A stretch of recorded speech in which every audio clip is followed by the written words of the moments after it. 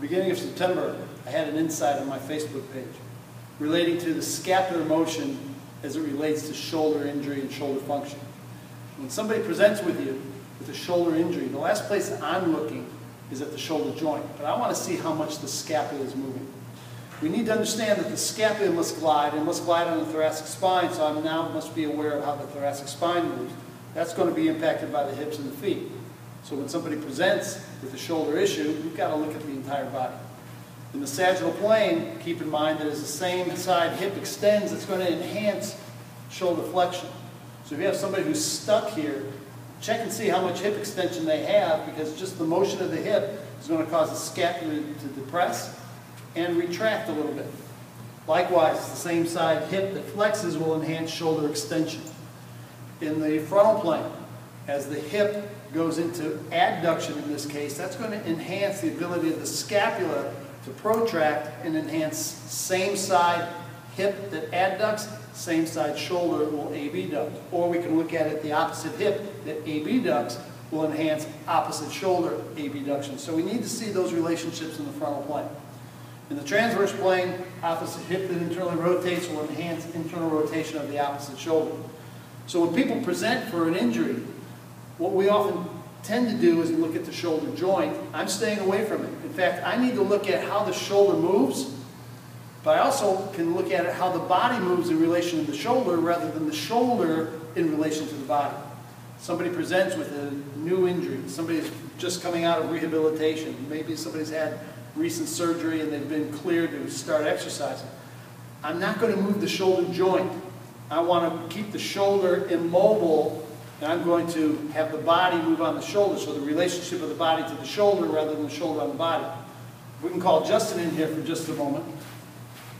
Justin, if you don't mind, put your left hand, okay, your left hand right there, and we're just going to enhance shoulder flexion, but he's not going to do anything with his arm. We're going to just have his hips come back and help facilitate scapular abduction or protraction and elevation. Now, that's to enhance flexion. When we want to go into extension, keep him in the same position, drive his hips forward, and I'm just going to enhance a little bit of scapular retraction. So now we're getting the body to move in relation to the shoulder, and we're getting the scapula to glide on the body. In the frontal plane, if you face this way, please. In the frontal plane, as he adducts his hip, we're going to see that we can drive the scapula into adduction. As he goes away from it, I'm now taking the scapula and going into protraction as well. And we'll just drive them back and forth through the hip, so the arm isn't doing the work, but the body's doing the work. And then in the transverse plane, if you put your left foot forward, please, we're going to leave the arm as it is. We're going to leave the shoulder as it is. We're going to take the opposite arm, and we're going to turn the hip into internal rotation as he reaches with his right arm, in this case, into the left side, and then he reaches back. So now, as he protracts at the shoulder, because the body's moving away from the arm, and then as he comes back, I'm just assisting retraction of the scapula as he opens up. So now we've got internal rotation, or we're now having to look at the opposite, or the same side hip into lengthening and internally rotating into the opposite lat, what I often call the posterior X factor.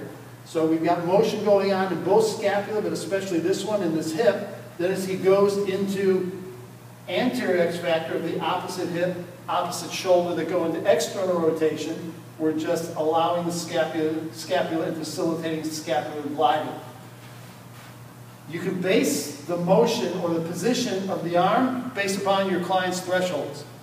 So what we're doing here is using the body to help mobilize the scapula, help mobilize some shoulder function, but we're not cranking or moving the shoulder joint. The body is moving in relation to the shoulder rather than the shoulder in relation to the body. This is very remedial, very progressive, and when you can create shoulders or scapular mobilization with movements like this, and then just allow the body to move in 3 dimensions, and probably finding a soft tissue specialist that can help mobilize the tissue underneath the scapula into the thoracic spine. These are some strategies that have proven very successful for us And we've had shoulders become free, and now we can start working on strengthening and getting the client back to their level of activity that they're looking for. Justin, thanks very much, buddy.